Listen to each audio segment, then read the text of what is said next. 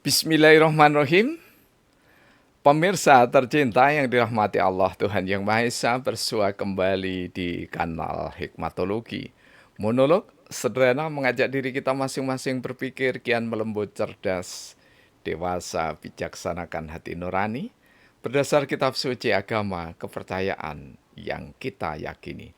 Tentu saja upaya serius terus-menerus untuk menghayati, mempedomani, mengamalkan nilai luhur Pancasila niscaya dalam kehidupan sehari-hari. Pemirsa yang dirahmati Allah Tuhan Yang Maha Esa, bulan Juni dimulai insya Allah oleh masyarakat Blitar, Kota Blitar, Kabupaten Blitar, marak kalimat-kalimat yang dibentangkan di ragam poster atau banner outdoor, ya, banner luar dengan ragam foto sang putra fajar, foto pemimpin besar revolusi Republik Indonesia, pemimpin panglima tertinggi Angkatan Bersenjata Republik Indonesia, Bapak Pancasila. Nanti ada yang protes, ya tidak apa-apa ya. Beda itu rahmat selama tidak saling menista. Dan kita sangat bersyukur bahwa memang di bulan Juni, ya, tepat 1 Juni itu baru ada pidato yang menyebut dasar negara itu adalah Pancasila. Namun kita tidak akan berbicara secara akademik ansih begitu ya. Karena kami teringat dengan teman kami, ini mohon maaf ya, kami buka lupa ini namanya ya. Jadi salah satu sahabat kami yang ada di Fakultas Teknik gitu ya, ini pernah berpesan kepada saya ya untuk mengangkat tema yang bersahaja gitu ya. Padahal menurut kami ya bersahaja gitu ya. Ya, tapi saya coba untuk memenuhi request ya, permintaan dari Bapak, ya saya biasa menyebut kalau lebih muda dari saya itu Gus Muhammad Wibisono. Ya, beliau bertugas di Fakultas Teknik insya Allah ya, Universitas Brawijaya Malang. Beliau mengatakan, manggil saya Abah, tolong sesekali ditampilkan di kanal Hikmatologi tentang kehidupan rakyat kecil. Sebenarnya kami sudah pernah menyampaikan, yakni Pancasila di Desa Ringinsari. Nah, kali ini kami sampaikan lagi hasil riset kami, cukup lama sebetulnya. Saya biasanya begini, mengamati. Setelah itu, setelah dirasa, ya kami rasa cukup. Ya, ini gayanya seorang peneliti grounded, ya, grounded research. Kemudian kami mendekati beliau. Ya, karena beliau yang kami maksud ini adalah pedagang di Pasar Tawangmangu, Kota Malang tercinta, yakni Bapak Supriyadi Alif. Ya. Dagangan beliau adalah makanan kecil, ya, termasuk ada roti dan aneka jajanan, dan tidak ketinggalan ya. Yang paling menyolok salah satunya adalah aneka ragam kerupuk. Ya. Baik kerupuk teman bersanding makan atau teman bersanding makan rujak. Nah, ini semuanya ada di toko milik Bapak Supriyadi Arif. Nah, kami masih hangat wawancara kami tadi pagi memperdalam ya satu sisi. dari embun pagi Pancasila. Kenapa saya sebut embun pagi Pancasila? Kalau saya sebut mata air keteladanan, ya, seperti karyanya Profesor Yudi Latif ini, nanti wah kok besar sekali namanya mata air. Itu kan berarti mengindonesia begitu ya, mata air keteladanan Pancasila dalam perbuatan. Ini ya kami coba mengikuti tema yang mirip dengan itu, embun pagi Pancasila. Ya. Apa yang kita dapat pelajari, atau lebih tepatnya apa sih hikmah kita mencermati sosok seorang Bapak Suprijadi Alif? Kesan yang pertama, ya, bagi kami sebagai seorang peneliti, Pak Pri, ya, panggilan akrabnya, adalah orang yang ramah dan cepat familiar. Jadi cepat akrab sekali. Mengapa? Karena beliau memiliki latar belakang keagamaan atau kesalehan yang mumpuni. Dan ini kami membuktikan secara kualitatif tanpa diketahui oleh beliau. Ya. Jadi pengamatan kami itu supaya benar-benar natural, ya, naturalistik riset begitu ya. Jadi grounded itu memiliki sisi natural, alami sekali. Jadi kalau tidak alami, bukan grounded. Dan wawancara kami itu juga alami sekali. Jadi kalau panjenengan melihat unggahan saya di short YouTube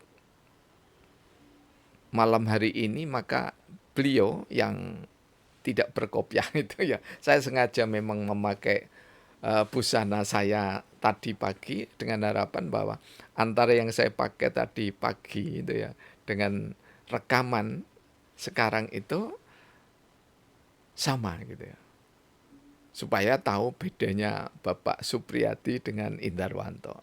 Beda dalam pengertian yang memiliki dagangan itu adalah Pak Pri tadi.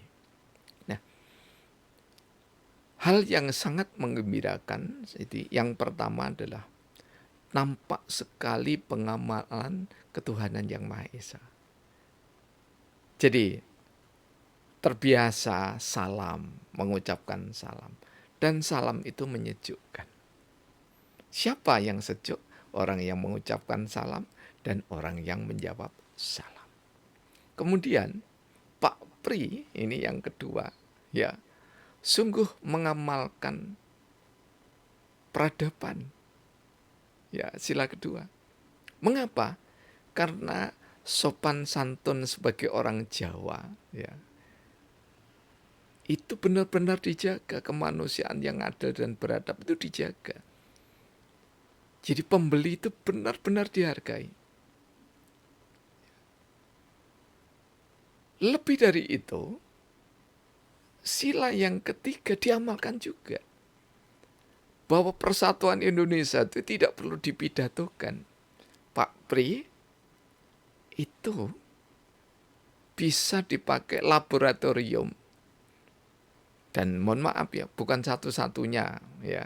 Saya tidak mengatakan satu-satunya di pasar Tawangmangu atau di Kota Malang, tidak. Tapi yang kami dalami itu adalah Pak Pri ini. Ya. Jadi dewan itu tidak perlulah ke luar negeri, ke London, ya, ke Perancis, ke Inggris, ke Amerika, apalagi cuman Dewan Kota Malang. Ya pergilah ke pasar. Kemudian lakukan pengamatan, tidak perlu memakai seragam kebesaran begitu ya, yang menampakkan saya adalah anggota dewan, tidak perlu begitu. Supaya ketika berbicara itu natural. Karena dengan natural itu akan bisa kita kita dulang nilai-nilai luhurnya. Apa nilai luhur persatuan itu? Pak Pri ketika melayani pembeli tidak dibeda-bedakan antara yang mohon maaf, membeli kontan dengan membeli, ya, kemarin membeli kurang, ya, kulaannya seorang itu kurang, kemudian hari ini kulaan lagi, dibayar yang kemarin, kemudian barang yang sekarang itu kurang lagi. Ini yang kami katakan persatuan. Jadi beliau tidak berpidato dan bernarasi secara ilmiah, tetapi beliau berteori praksis. Mengapa saya sebut berteori praksis? Karena setiap orang sesungguhnya dalam pandangan sosiologi ilmu, filsafat ilmu, apalagi hikmatologi, setiap orang itu berteori. Teorinya apa bagi seorang Pri, ya, bagi Pak Pri itu teorinya sederhana. Membantu orang itu menyatukan rasa keadaban, merasa keluarga besar Indonesia. Padahal Pak Pri itu tidak tahu di mana tempat tinggal orang yang maaf berhutang itu. Dan bagi kami bukan besar kecilnya.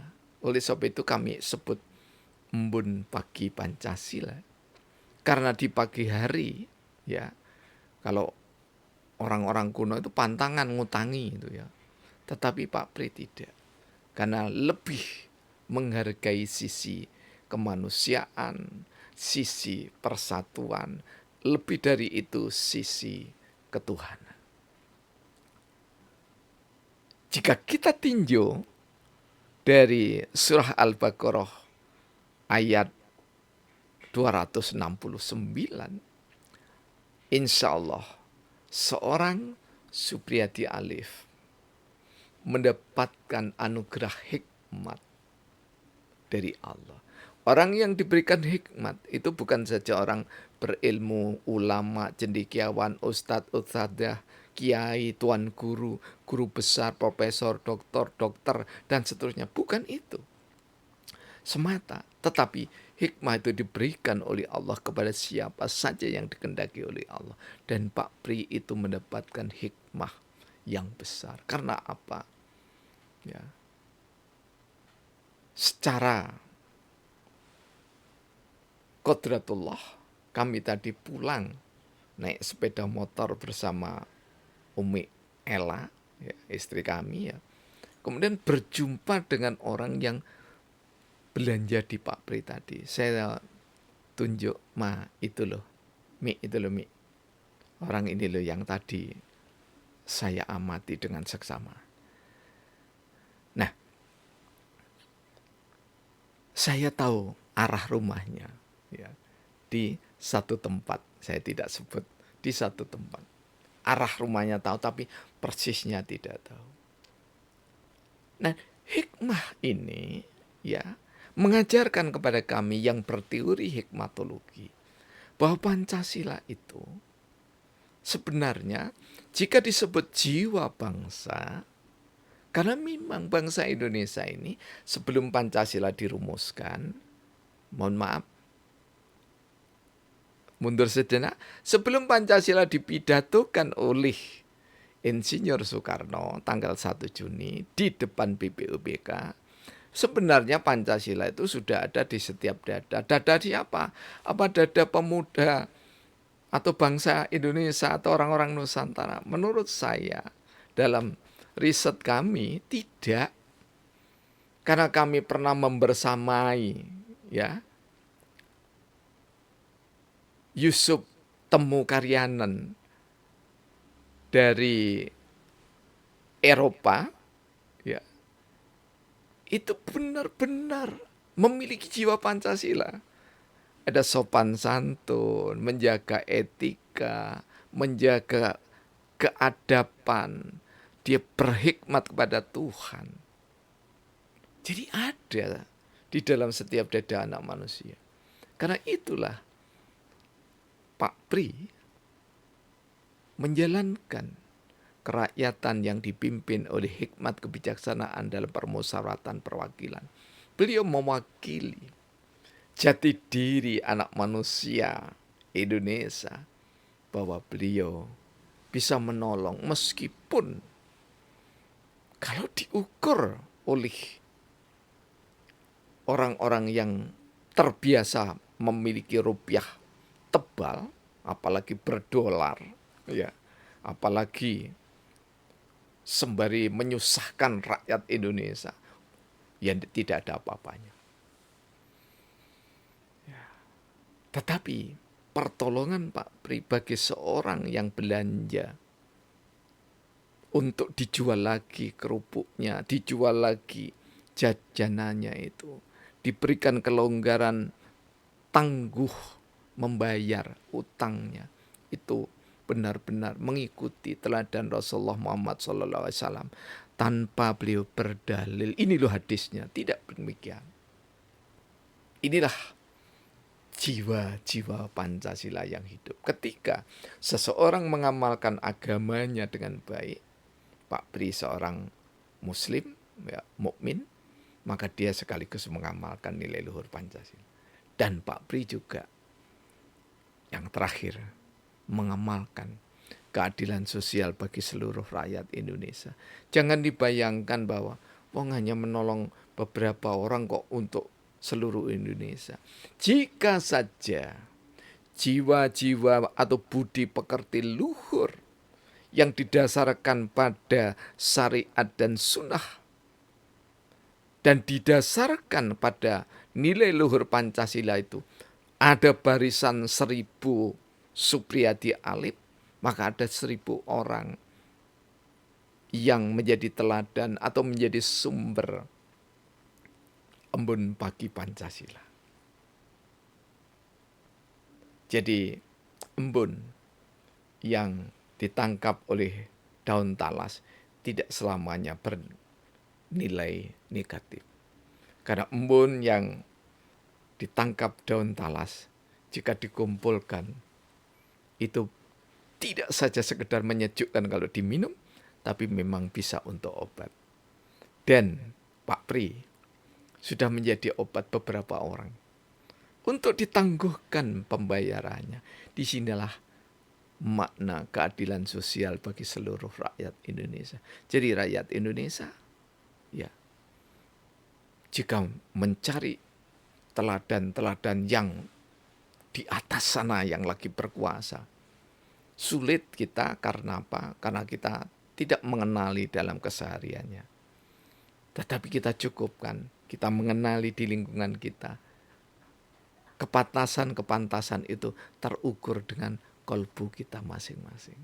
Karena itu, seorang Supriyadi Alif, ya, menolong 1, 2, 3, 4, 5 orang, 10 orang, sungguh akan menjadi penyejuk yang sangat berarti bagi orang yang ditolong. Dan kami sebagai periset peneliti sangat bangga, ikut bahagia, nderek mangayu bagio, ternyuh, iba, bangga, campur aduk gitu. Seperti gado-gado, seperti rujak, semuanya tercampur. Ketika tercampur, dimakan nikmat sekali. Asal lomboknya jangan terlalu pedes gitu ya. Jadi campuran-campuran nilai-nilai luhur. Artinya campuran itu dari nilai luhur Pancasila 1 sampai dengan 5 itu ya. Kalau dulu itu diberikan butir-butir itu kalau pemahaman saya bukan indoktrinasi. Itu memudahkan orang awam untuk memahami ketuhanan yang Maha Esa, ya ada sekian butir, kemanusiaan yang adil beradab ada sekian butir sampai 36 butir gitu. Nah, Sesungguhnya tinggal bagaimana kita menerima hati kita ini. Jadi kalau orang itu memang hatinya berusaha baik, maka setiap kejadian akan diterima dengan baik, gitu ya. Tapi kalau orang itu hatinya buruk, apapun kebaikan yang disuguhkan oleh orang yang yang melihat itu, tetap saja akan buruk. Pemirsa yang dirahmati oleh Allah Subhanahu wa taala, mudah-mudahan Indonesia lebih banyak embun pagi Pancasila seperti setangguh budi luhur dari Bapak Supriyadi Alif. Bapak Wibisono, Muhammad Wibisono, kami telah menyampaikan apa yang panjenengan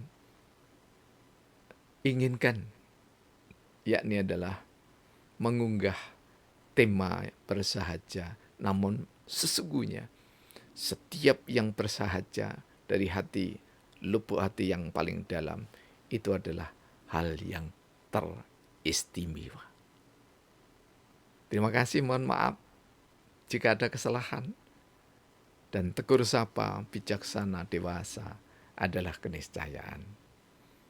Semoga Allah senantiasa memberkahi saudara-saudara kita yang ada di pelaku-pelaku ekonomi informal, pelaku ekonomi yang kreatif tanpa menunggu belas kasih dari para pejabat. Karena pejabat biasanya hadir ke pasar jika pemilu. Menjelang pemilu, banyak pejabat, calon pejabat, calon wali kota, calon bupati hadir di pasar, menyapa ke sana kemari. Tapi begitu menjabat, ya tidak pernah, karena sudah sibuk. Mudah-mudahan siapapun kita adalah bangsa Indonesia, dan jangan sibuk mencela, tapi marilah kita sibuk menebar cinta kasih dengan budi luhur, berusaha menolong sesama, seberapapun kita dimampukan oleh Allah Subhanahu wa taala. Alhamdulillahirabbil alamin. Praktek biologi dan bersyariat